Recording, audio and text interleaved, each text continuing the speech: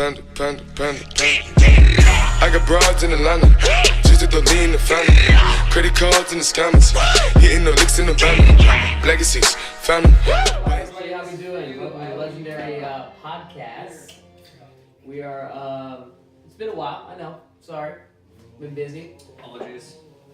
We've been I'm busy. not apologizing for shit. Been busy kicking ass, taking names, Yep. suiting up, Sitting down. throwing up in suit pockets. Throwing up in suit pockets. Yeah. Hey yo. Jameson, what's up? Sub 5, Jameson.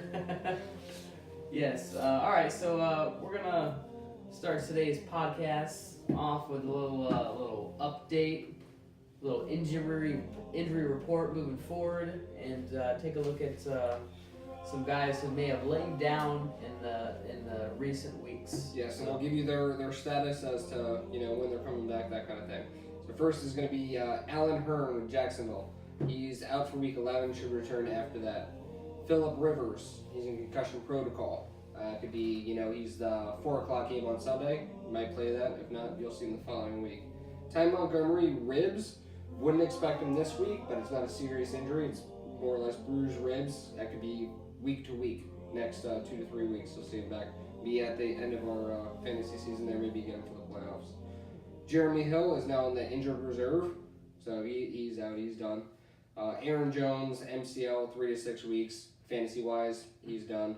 Devonta Freeman, concussion, that's his second one of this season. So, I mean, I have him in this one, right? No, I'm not him in our league. All right. I feel pretty good about that. I thought I had Devonta Freeman in every single league. I thought I was totally fucked for the rest of the season, but no, he's definitely out for next week. I'm not sure how much you're gonna see him after that, because second concussion of the season, that's not looking too good. Will Fuller cracked ribs. He's gonna be out for the next 1 to 2 games. That really sucks. And Jacoby Brissett again is on concussion protocol. Jesus, so Might in this week, might who's not. slinging the rock over there in Indy? Oh, One of the Jesus fans? Christ. Scott Well, the- Tolsey. yeah. Will the The fan in mascot. C45G please come down? You're going to quarterback the Colts. Alright, that wraps it up. Alright, so I'm going to just quickly run into some, just the top 5 positions, or players in their position. So we got the running back, Todd Gurley right now is leading with 187 points. Who I have. And then we have Kareem Hunt with 179. We got Zeke Elliott, who is suspended now for the next 4 games, possibly 6. With 170 points. Le'Veon Bell, no surprise there, 160. And then Melvin Gordon is going to finish in the top 5 so far right now with 154.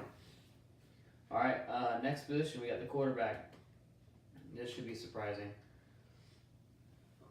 We have I bet it's Alex Smith. Carson Wentz. Second. Carson Wentz with 193. Alex Smith Second, yeah. with 189. Russell Wilson, 181. Dak Prescott and Deshaun Watson. Tom Brady is just outside with at number 6, but he's going to move up since Watson. So. Matt Ryan is nowhere in sight. It's crazy because as we go down that list, the next 3 names, one of those names was Josh McCown. Josh McCown, yeah. The next 3. It's been a crazy year. All right, wide receiver, we got DeAndre Hopkins. He's definitely getting the most targets in the league, so it makes sense why he's up there. Antonio Brown, which is interesting because I feel like he hasn't really done much lately. Yeah. Steelers in general just haven't done that. Yeah, and he does get a lot of targets thrown to him, He so does. eventually it's going to make Tyreek Hill, this is a shocker. I thought this guy was like a boom or bust player, but I thought it was like week 1 and done. I wasn't going to touch him. I didn't even place a bid for the pickup. yeah, he's got 40 receptions and 617 yards, Yep. 4 touchdowns. I mean, the guy is killing it. This wide receiver list is absolutely crazy. Yeah. Because after that, if you were to give me 10 guesses on who the next person is, I would not. I actually would have drafted the bottom 5 Yeah, of the top 10, 100%. and I wouldn't have drafted the 100%. top Yeah. the top 5 at all. Right after Tyreek Hill, who do we I have, was- Kamish? Doug Baldwin, which I was pretty high on Doug Baldwin moving in. Yeah. He always starts out really slow, and then like towards the second half of the season, I actually traded for him in my other league. I traded away Keenan Allen for him, and man, I got a steal because Keenan Allen hasn't really done much lately. So after that, we got Larry Fitzgerald, Larry Fitz, who, old reliable, Yeah. Oh yeah. old reliable, old for sure. Old for sure. reliable. I mean, to see how many T.Y. targets he Hilton has. above AJ Green. I mean, this is just madness. This I don't think it year- has his total targets on there, Who? Yeah. but it has his receptions. Receptions, yeah. This Receptions. year Yeah, is targets just right here. madness. So Oh, it is under Fitzgerald, targets. Fitzgerald has 74 targets, tied with Doug Baldwin. Antonio Brown has 94 targets. He's leading the league so far. So he's just behind DeAndre Hopkins with 93. So those guys are definitely killing it. They're seeing volume, even with Tom Savage in there. So it's good to see. All right, tight end. Want to take a guess? Who's first? Kelsey. Ertz. Oh, Ertz than Kelsey. Oh, Kelsey's Hey, first? Take it back. I thought Ertz for sure. Yeah. Oh wow, Alright, like so- quite a bit too. Yeah. So Kelsey is the leading tight end right now with 144 points. Then you got Zach Ertz, Rob Gronkowski, and Jack Doyle. Jack Baby Hands Doyle, man. Nice. Jack, who the fuck are you doing? And look at this Really? next one. This next one is shocking. Double E. Double E. Oh yeah, I like Evan Ingram. I'm surprised with Jack Doyle being in Indy that he's in that E. top 5. Ingram, who is possibly the only fantasy production from the Giants that you will be seeing for the rest of the year. That is pretty much it. In a close 6 though, I got Cameron Brate. Like picked him up in Yeah, a bunch he's a- of leagues he's as a like a good- super cheap guy right off Good the wire. flex Yeah. play every week. I mean, there's worse options out there. I'm starting one of the guy from Cincy, Croft. Yeah, Croft, Tyler Croft. He's been a good fill-in Yeah, for sure. Last week he got less than a point. You know, so that's a good. I'm not going to go over defenses or kickers. I mean, Greg. I think you Galardi's been should. killing I it. think you should go for kickers, considering I have the best kicker Yeah, ever you have the in the best history of kicker. fantasy football. He's putting up 20 The points a kickers week. don't really matter in defense. Who, Greg? Greg the Yeah. legs are line, yeah. I can't even say his name. I call him like Zur or something. I should just call him Sir. So defenses, real quick. We got Jaguars, Ravens, Rams, Lions, Eagles, and Saints. It's absolutely crazy though, because the defense category is one that changes so much from week to week. Because one big week, it just completely changes. One thing that has been pretty consistent though is the Jaguars have been in the top slot for pretty much all season, and the Rams have been in the top 3. Jaguars have been falling off as their fantasy points for the past couple weeks. I've just been streaming defenses ever since. I keep Jacksonville there, and I will roll with 2 defenses if somebody's going to be if they're Jacksonville's going against like a bad matchup. But I mean, best thing to do is just stream your Streaming defenses. defense and streaming Yeah. kickers is just kind of the way to go. I actually was I was listening to some guy talk on one of the analysts talk on the radio today, and like he brought up a couple good points, but it's kind of pointless to have a defense because we act like we know what we're doing, but literally like anything can talk. That's why I don't like have it. That's why I don't really care about kickers either because like No. you can just pick any random kicker and like they could go off. Yeah, well, that's why every time you draft, like, I'm sorry to say if you happen to be that guy, but your kicker and your defense Jonathan. should be your first, your last and your second to last pick. So honestly, in some drafts, I don't even draft one. I just draft as many regular people as I can, and then before the season starts, I just drop one and pick up the team. Right. Because it just doesn't matter. Like, week to week, you can get those streaming options and just get just as much bang for your buck. I feel like there's really just no skill or thought process There that really goes in, isn't. process that The goes only into. thing even that if I you put make into a it- kicker is that if I see that you've gotten a great kicker, but you're not very good in the red zone, that means that you're gonna get close to the red zone. You're not good in the red zone. You're gonna kick it.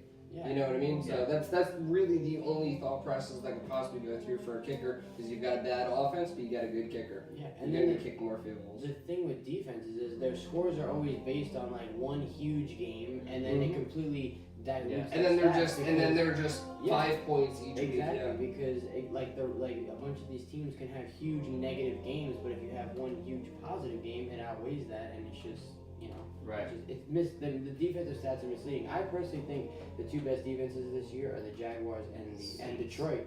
Oh, Detroit has been the most consistent. I mean, even the Jaguars. Well, the Sure. Jaguars have been pretty decent. But they've Look had at some Detroit. super swing Look games. at Detroit. Detroit has been consistent with the scoring. Like almost 10 every to week. 15, yeah. They've got one, or I mean, They they've got got a two couple dud stinkers. games. Yeah. Yeah. Two games. Take a look at the Saints though. I'm pretty sure they're in the same talks too. Oh, yeah. But 10 to they 15 started each off week. with negative One, two. 13 Yeah, points. two negatives right They off the started off bat, with yeah. negative Yeah. 13 points, and then they have this huge Yeah. game which outweighed it against Detroit. They scored 32 points, Right. so that completely changes it. Like the Right. defensive stats are so, hot and cold. Yeah. And there's no way, like, I actually picked up the Saints for my defense, I'm pretty sure, on the week that they got 32, because I remember that happening. Did you? Yeah, because I'm pretty sure I streamed them, and I Hell wouldn't have yeah. fucking, I was like, please can the Saints just get me, 8 points or whatever their projection is, and they go up for 32, there's no way I Honestly, fucking predicted that's that. my same strategy when it comes to FanDuel. Like, I never spend a top dollar on a defense. I always use whatever the lower end of my budget is, and I pick something from there. Because you've got just as much chance as one of those lower guys going off as you do with one of the higher Yeah, guys. Sean gave me that pointer a few weeks back with FanDuel, like kind of go on quarterback, course. D, and kicker, and spend all your money on your core players there that we're gonna perform. You've got to go low on positions where there's depth. Because there's so many positions that don't have depth. Tight end, wide receivers, there's just not depth. So the other positions that Running do have backs. it, yeah, you can get a valuable quarterback for a low amount of money. Oh yeah. I mean, there's 32 teams, and all 32 teams have, one quarterback. So you're gonna have there's a possibility like myself. I have Stafford and I have Kirk Cousins on my team. I have two quarterbacks that are, in the QB1 range. So, but all right. So here, how about a couple guys that haven't really done well lately? One is popping out to me because I traded him early in the season, and I'm glad I did because since I have, he hasn't really done much, and that's Doug Martin. I waited, for the suspension to come around, and then I used him the first 2 games he was back. He got me like 15 points each week, and I was like, I didn't like his schedule moving forward, so I traded him for Mixon, who has been outperforming him, and Emmanuel Sanders, and Emmanuel Sanders put up 20 points last night, so I felt like that was a good trade. And then, and also Will Fuller I traded away with the Doug Martin, so I mean that kind of worked out. That worked out. You're like the guy in the 90s who sold all his tech stocks before the bubble burst. Right now I'm listening to this and I'm like, fuck, I wish I would have thought of that, because I was trying so hard to get Martin from so many people across so many leagues, because I was very into him this year, but he just hasn't done I shit. drafted him in 3 of my leagues, Yeah. but How I many mean, people are I gonna be wanted keen to on get that? him, but it's just because Tampa overall they suck. And I had such high hopes. I was like, I'm They gonna see like should've 5 been Tampa good. Bay games. Yeah, They're they gonna be should've been awesome good. this year with Deshaun Jackson. They're gonna I be know, great. they just No, suck. they've done nothing. But Deshaun Jackson's another one that I'm officially writing off. He's useless no matter where you put him. I keep think him his- there. I keep him on my bench. I'll throw him in as a flex against a good matchup. But even then, no, it's like he does good against good teams and he does nothing against bad teams. You So I just- can't even do that You anymore. I'm can't afraid to play put him in. Yeah, exactly. Right. You just can't read that guy. Yeah. What about Brandon Cooks? I mean, he was supposed to. I mean, with Edelman going down and them having no wide receivers, Yeah. like what the heck? The I thing mean, is, like with Brady, it's so hard because any one game he can turn somebody into a stud and then just completely abandon them for the next 5 weeks. right? You just don't know. Yeah, he spreads the ball around. I mean, look at last night. The only people who scored touchdowns last night were not wide receivers.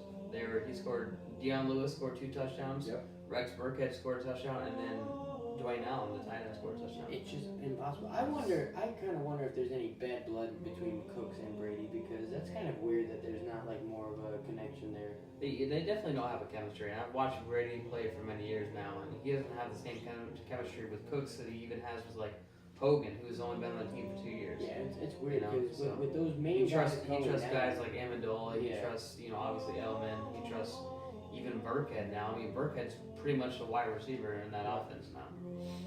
All right, so we're coming up off on the end of the first part of this video, so we're gonna stop real quick.